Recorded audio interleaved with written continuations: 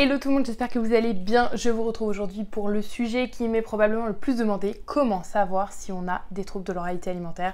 Alors pour ça, je vous propose de vous présenter les principaux symptômes sous forme de test.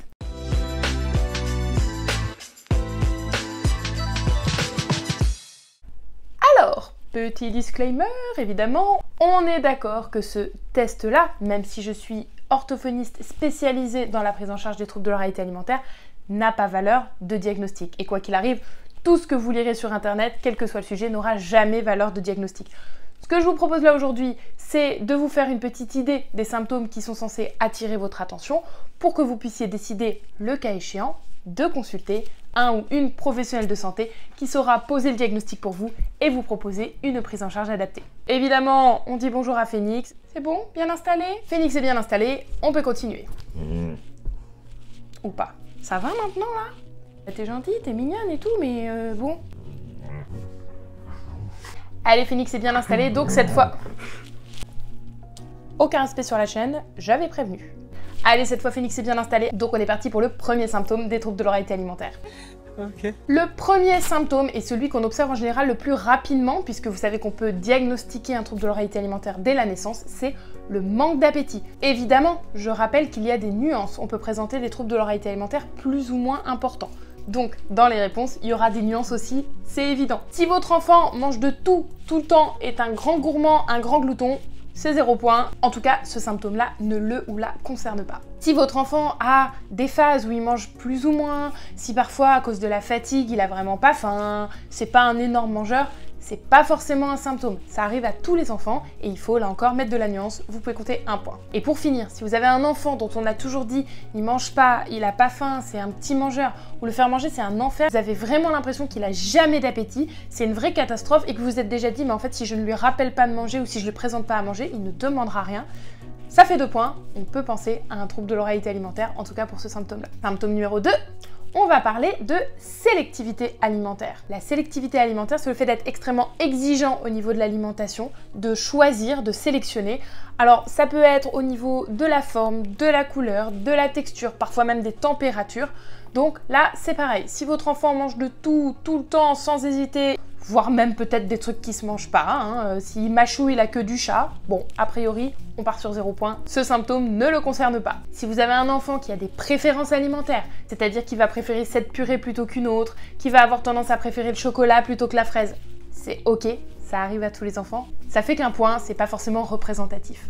Par contre, si vous avez un enfant qui ne mange que certaines couleurs ou rejette en bloc certaines couleurs, qui rejette complètement certaines catégories d'aliments, c'est-à-dire aucun fruit, aucun légume, aucune viande, qui va avoir tendance à sélectionner les formes. Par exemple, ce qu'on peut souvent voir, ce sont des enfants qui vont choisir leurs frites et ne manger que les frites avec des bouts pointus ou que les frites avec des bouts carrés. Si vous avez un enfant qui ne mange que tiède, ni chaud ni froid, ou que chaud, jamais froid, vous avez compris, la sélectivité alimentaire, ça peut être de la texture, de la couleur, de la forme, mais aussi, il peut s'agir de manger uniquement avec certaines personnes ou jamais à l'extérieur de la maison, etc. Vous avez compris. Là pour le coup, ça fait 2 points, c'est très représentatif du trouble de l'oralité alimentaire. On passe au symptôme numéro 3, et là c'est un symptôme très important puisqu'il y a souvent des petites confusions. Il s'agit de la néophobie alimentaire. D'un point de vue purement étymologique, la néophobie, c'est la peur de la nouveauté. Et donc la néophobie alimentaire, c'est la peur des nouveaux aliments. On me demande très souvent sur les réseaux si la néophobie, c'est comme le trouble de l'oralité alimentaire. Non.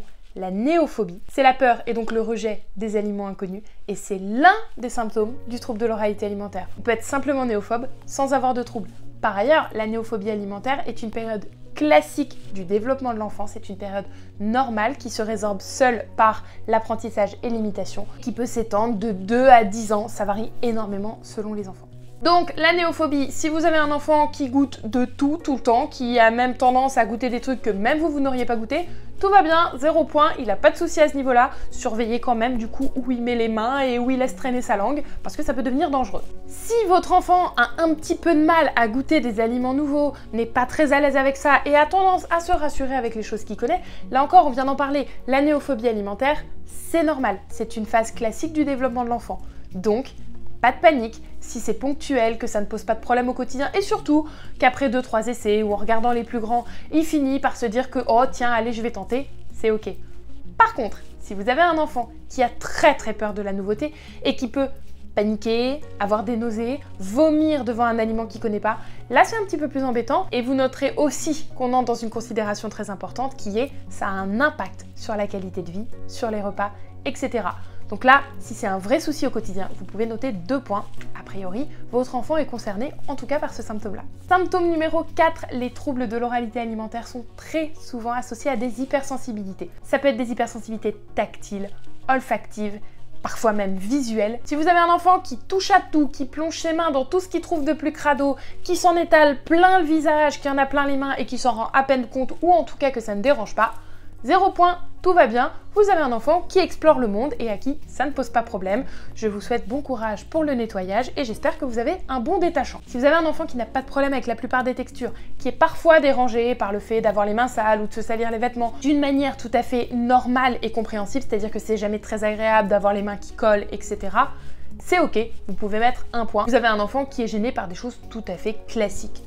Par contre, là encore, si vous avez un enfant qui peut être complètement paniqué à l'idée de mettre les pieds dans le sable ou dans l'herbe, qui va surveiller la moindre goutte et surtout vous demander de l'essuyer régulièrement, qui peut se mettre à pleurer ou à faire une crise d'angoisse ou de panique s'il a des taches sur ses vêtements, là, encore une fois, ça vient avoir un impact sur le quotidien, on se rend compte que c'est quelque chose de beaucoup plus prenant et avec des réactions beaucoup plus exacerbées. Vous pouvez mettre 2 points, ça fait plutôt penser à des hypersensibilités et c'est l'un des symptômes importants des troubles de l'oralité alimentaire. 5e symptôme, les nausées et les vomissements. Alors là, j'aurais tendance à vous dire que s'il n'y en a pas, c'est 0 point. Par contre, si régulièrement le fait de devoir goûter des aliments, peut-être même de devoir les approcher, les regarder ou les sentir, a tendance à donner à votre enfant un réflexe nauséeux, voire même des vomissements, là, ça fait partie des symptômes qui peuvent alerter sur un trouble de l'oralité alimentaire. Puisque vous êtes bien d'accord qu'on a tous des particularités sensorielles avec des aliments qu'on n'aime pas. Et en même temps, si vous dînez chez des amis et que vous tombez dans votre assiette sur un aliment que vous n'aimez pas, a priori, ça ne va pas vous faire vomir. Chose qui peut arriver à un enfant avec un trouble de l'oralité alimentaire. Donc, nausées et vomissements régulièrement face aux aliments et hors, évidemment, maladies, gastro, etc. Ça fait 2 points. Bon! Vous commencez à imaginer que pour ces enfants-là, le moment des repas n'est vraiment pas un moment très agréable? Non. Et donc, on va avoir comme symptômes / conséquences des troubles du comportement au moment du repas. Ah! Si votre enfant est super pressé de venir manger... Le chien ronfle, moi j'en ai marre. J'arrête ma carrière. Si votre enfant est super pressé de venir manger et qu'au moment où vous vous apprêtez à dire à table, il est déjà installé, il a sa serviette et il a commencé... A priori, 0 point, tout va bien, vous avez un enfant qui adore manger. Si votre enfant n'a parfois pas envie de manger, va avoir du mal à venir à table lorsqu'il est occupé ou qu'il est plongé dans un jeu qui lui plaît beaucoup, voire même a du mal à rester à table, a tendance à se tortiller sur sa chaise, à se lever, c'est normal pour un enfant, surtout pour les plus petits. Petit tips, si vous avez l'impression que votre enfant ne reste pas bien à table, n'hésitez pas à vérifier qu'il est bien installé, parce que ça peut poser problème et ça peut être plus difficile pour lui de rester. En tout cas, c'est répandu, c'est normal chez les plus petits, ça fait 1 point. Par contre, si vous avez un enfant qui développe de vrais troubles du comportement au moment du repas, se cacher au moment du repas pour pas aller manger, ou avoir toujours quelque chose à faire et dire oui j'arrive, mais en fait avoir beaucoup de mal à venir s'installer à table, ne pas rester à table, faire diversion pendant les repas et essayer de parler de toute autre chose pour être sûr de pas manger, ou encore se mettre à crier, pleurer, parfois même taper au moment du repas parce qu'il veut vraiment pas aller manger. Alors là, ça fait 2 points. Trouble de l'oralité alimentaire ou pas, c'est qu'il y a un problème.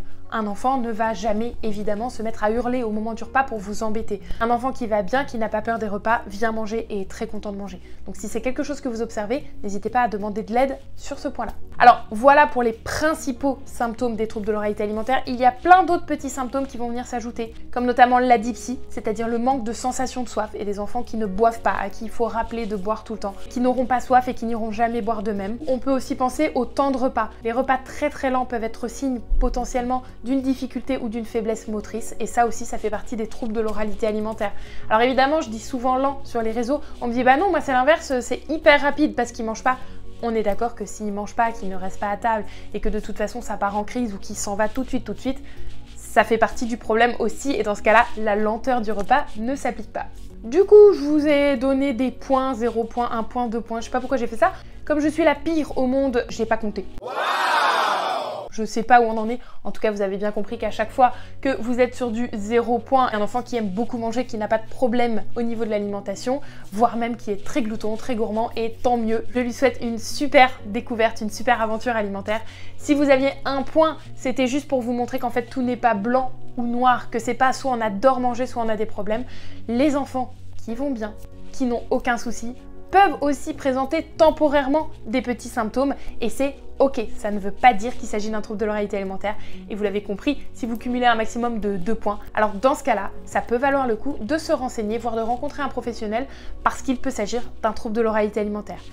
Évidemment, petit rappel, il ne faut pas forcément cumuler tous les symptômes pour pouvoir parler de troubles de l'oralité alimentaire, mais plusieurs symptômes persistants doivent vous alerter. J'espère que cette vidéo vous a plu. Comme d'habitude, ça a permis à Phoenix de faire sa petite sieste et ça, ça nous fait plaisir à tous évidemment. Je vous invite à la liker si vous l'avez aimé pour me l'indiquer et pour que je vous en prévoie d'autres. N'hésitez pas à la commenter pour me dire de quoi vous aimeriez parler la prochaine fois.